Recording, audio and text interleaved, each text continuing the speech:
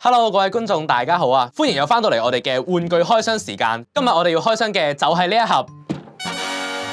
Hot Toys MMS 569 Whiplash 喪鞭。加埋呢一隻2020年再版嘅喪鞭，今年 Hot Toys 動漫節前夕嘅4隻限定商品咧，就終於全部出晒貨啦。喪鞭就係2010年電影 Iron Man 2入面嘅奸角 Ivan Vanko， 佢係由演員 Mickey Rourke 飾演嘅。早喺2010年嘅時候 ，Hot Toys 已經推出過編號為 MMS 121嘅喪鞭。今次呢一隻新版咧就俾咗個機會俾後來加入嘅玩家們再次收集到呢一隻咁經典嘅角色。舊版同新版主要係包裝、上色、少少嘅細節同埋地台配件唔同，而人偶本體嘅結構同埋其餘嘅配件咧係完全一樣嘅。包裝方面，舊版嘅封面就用咗一張咁樣嘅圖片，而今次新版包裝主要用色係深啡色，正面就印咗喪鞭嘅手啦，可以見到呢隻手係勁污糟嘅，有配合到喪鞭喺電影入面嘅形象。包裝上面除咗手同埋鞭嘅位置做咗兩面，其餘嘅部分咧摸落去咧都係非常之粗糙嘅。前面就做咗一個磁吸式嘅封面啦。打開之後咧，就可以見到人偶嘅本體。內頁呢一邊就印咗製作團隊嘅名單，然後另外呢一邊就暗暗咁樣印咗之前舊版上面封面嘅圖片。呢一個咧就可以話係今次一個小彩蛋嚟嘅。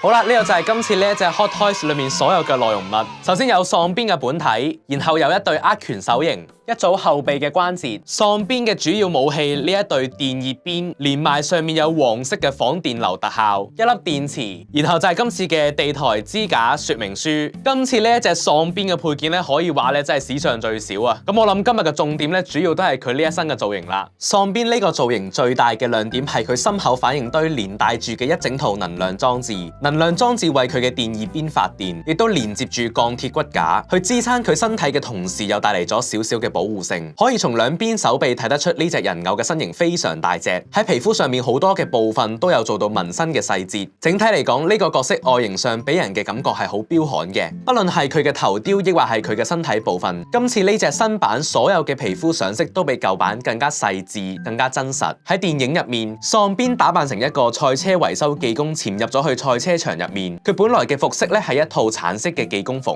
喺啟動咗呢一件 Whiplash Mark 1之後咧，技工服就燒毀咗，剩餘嘅部分就變成咗大家依家眼前咁樣。喺電影入面剩低嘅技工服咧就好明顯係橙色嘅，不過 Hot Toys 就選擇咗用啡色去做佢呢條褲，可能係想營造翻一種燒毀、燒焦咗嘅感覺。我哋仔細少少咁樣睇，佢頸上面有一條頸鏈，頸鏈係用棉線做嘅，上面掛住一個塑膠做嘅銀色十字架，頸部同埋鎖骨嘅位置咧就用咗稍為軟身少少嘅塑膠去做，所以有少少嘅可動性。心口反應堆嘅周圍有唔少銀色金屬上色嘅機械結構，底下有皮具去隔住佢，保護住喪鞭嘅身體。反應堆上面嘅燈罩同舊版唔同，新版可以更加好咁樣隱藏住底下嘅 LED 燈。佢背後嘅鋼鐵骨架結構就更加複雜啦。最先咧可以見到有兩條透明管同埋黑色管係綁埋咗一齊嘅，然後呢兩條管最後都係連接去到呢一條軟膠做嘅線路，去為佢嘅電熱鞭供電。依家兩條黑色管嘅狀態咧就係條條揈咁樣。我個人嚟講咧會選擇將佢哋塞喺呢一個位置。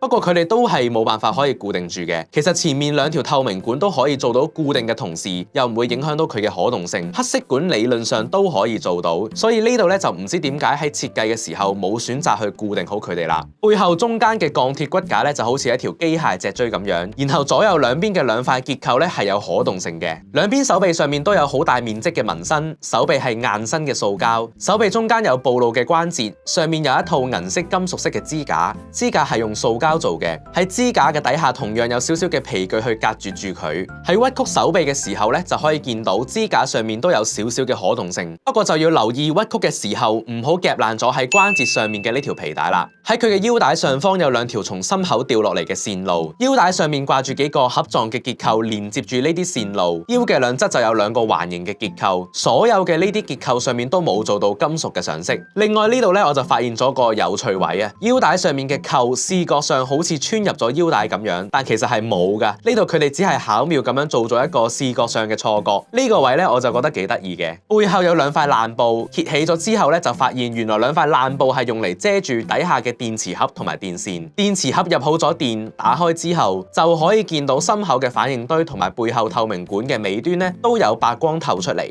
佢整條爛褲咧都係用布料做嘅，膝頭哥嘅位置就穿咗窿，上面有金屬上色嘅護膝支架，可以見到支架嘅後面用咗兩條有彈性嘅帶去綁住，所以喺屈曲佢隻腳嘅同時咧就可以順應住咁樣去扭動啦。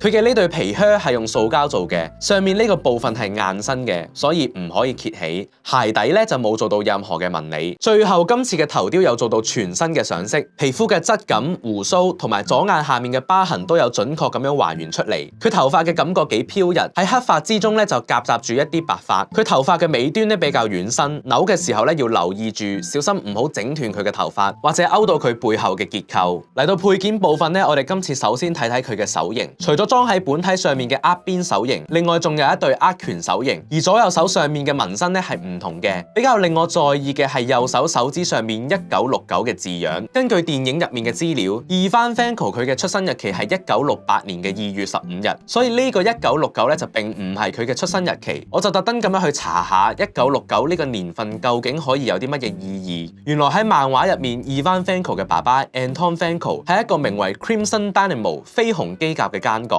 佢係 Iron Man 嘅其中一個敵人，亦都係電影版 Whiplash 嘅原型。而佢喺 Iron Man 漫畫入面初次嘅登場呢，就係1969年嘅第15期 Iron Man 漫畫。所以呢一個會唔會就係佢手指紋身嘅真相呢？以上呢就只係我個人嘅猜測嚟嘅啫。如果有觀眾知道呢個紋身真正嘅意義，希望大家可以喺下面嘅留言區留言分享一下。佢兩條電熱邊係完全一樣嘅，上面已經穿好咗黃色嘅仿電流特效，邊嘅部分係一條軟管，上面有一條金色嘅鐵線，可以靠咬呢一條鐵線去固定呢條電熱邊嘅造型。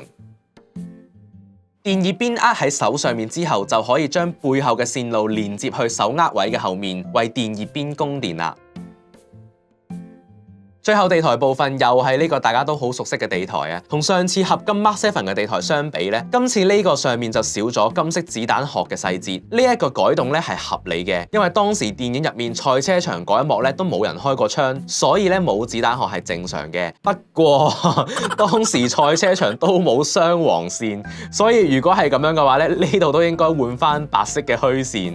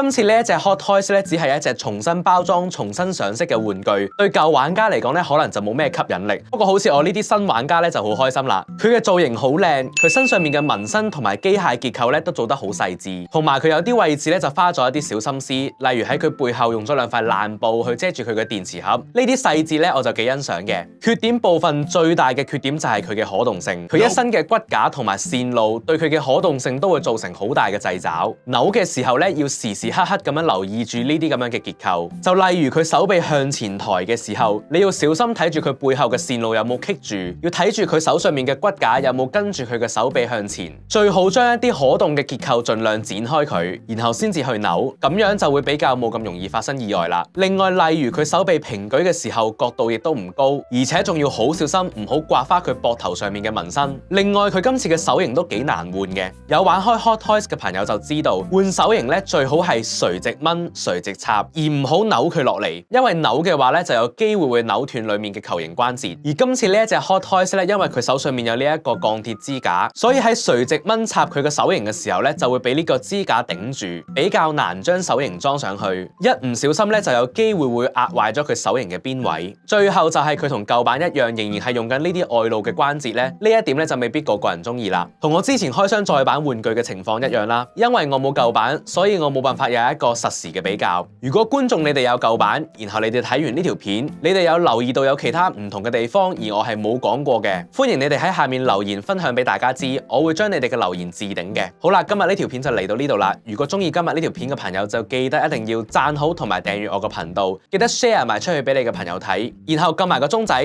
follow 埋我嘅 Instagram。咁我哋下次再見啦，拜拜。